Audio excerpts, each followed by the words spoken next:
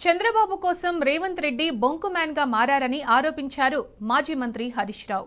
గతంలో బాబు కోసం బ్యాగులు మోసి బ్యాగ్ మ్యాన్ గా మారిన సీఎం ఇంకా ఏపీ కోసం పని చేస్తున్నారని అన్నారు. బనకచెర్లపై నిజాలు మాట్లాడకుండా పాలన చేస్తున్నారని విమర్శించారు. గోదావరి బనకచెర్లకు కాంగ్రెస్ సర్కార్ తలుపులు తెరిచిందన్నారు. చంద్రబాబుతో ఉన్న అనుబంధాన్ని రేవంత్ తెంచుకోలేకపోతున్నారని హరీష్ రావు వివరించారు. నీకు బేసిన్ల గురించి మినిమం అవగాహన లేదు.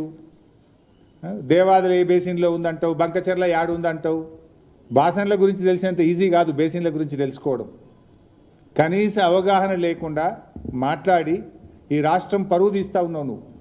ఇవాళ ఏదో సామెత ఉంటే చూడు, భయం లేని కోడట బజార్లో గుడ్డు పెట్టిందట. నీ తీరు కూడా గట్లే ఉంది. ఈయనట కేసీఆర్ను ప్రశ్నిస్తారట. బంకచెర్ల మీద ఈ బొంకుడు రాజకీయాలు బంద్ పెట్టు. రేవంత్ రెడ్డి గారు, నాడు బాబు కోసం బ్యాగులు మోసి బ్యాగ్ మ్యాన్గా పేరు తెచ్చుకున్నావు. నేడు అదే బాబు కోసం బంకచెర్ల కోసం బొంకు మ్యాన్గా మారిపోయినావు. నువ్వు బొంకుతా ఉన్నావు, అన్నీ నిజాలు మాట్లాడతలేవు. నువ్వే చెప్పినావు. అయినా ఏం చెప్పినావు నువ్వు?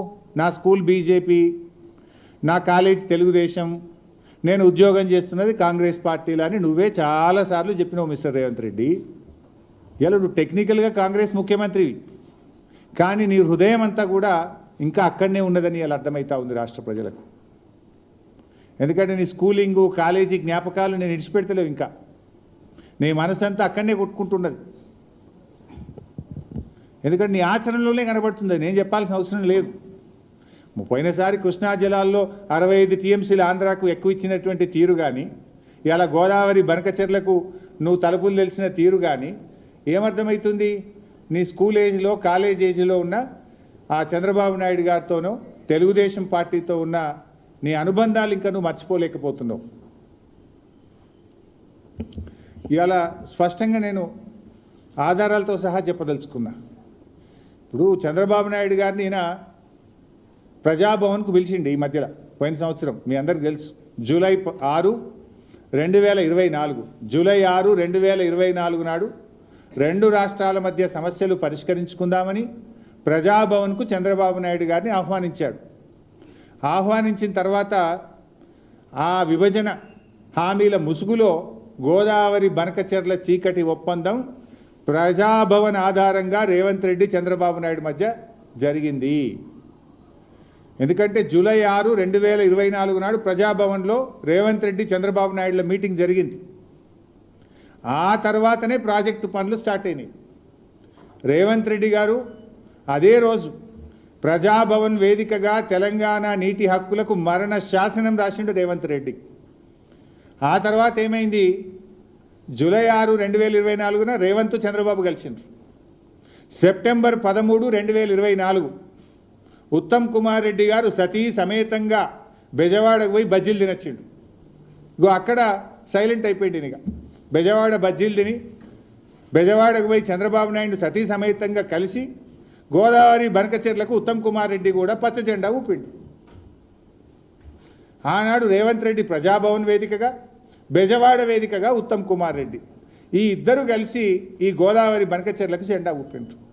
జూలై 6, 2024 ఏమో రేవంత్ రెడ్డి, సెప్టెంబర్ 13, 2024 ఏమో ఉత్తమ్ కుమార్ రెడ్డి. కరెక్ట్గా మీరు డేట్లు చూస్తే దాని తర్వాత ఇదే క్రమంలో నవంబర్ 15, 2024 నాడు ఆంధ్రప్రదేశ్ ముఖ్యమంత్రి చంద్రబాబు నాయుడు గారు ఇది నిర్మలా సీతారామన్ గారికి లెటర్ రాసిండ్రు. మీరు కలవంగానే లైన్ చూడండి. ఫస్ట్ రేవంత్ కలిసిండు, సెకండ్ ఈయన పోయి రేవంత్ రెడ్డి గారు దూలంగానే ఉత్తమ్ కుమార్ రెడ్డి సతీ సమేతంగా వేయించిండు బెజవాడకు. ఈయన సెప్టెంబర్లో పోగానే నవంబర్ నెలలో మన చంద్రబాబు నాయుడు గారు నిర్మలా సీతారామన్కు గోదావరి బనకచెర్ల ప్రాజెక్టుకు డబ్బులు ఇవ్వండి అని చెప్పి రాశాడు. దీని తర్వాత మళ్ళీ డిసెంబర్ నెలలో 80,000 కోట్లు ఇవ్వండి మాకు అని చంద్రబాబు నాయుడు గారు డిసెంబర్లో నిర్మలా సీతారామన్ గారికి ఉత్తరం రాసిండ్రు. నవంబర్లోటి, డిసెంబర్లోటి. అయితే ఇంత కుట్ర జరిగినా కూడా రేవంత్ రెడ్డి మౌనంగా ఉన్నాడు.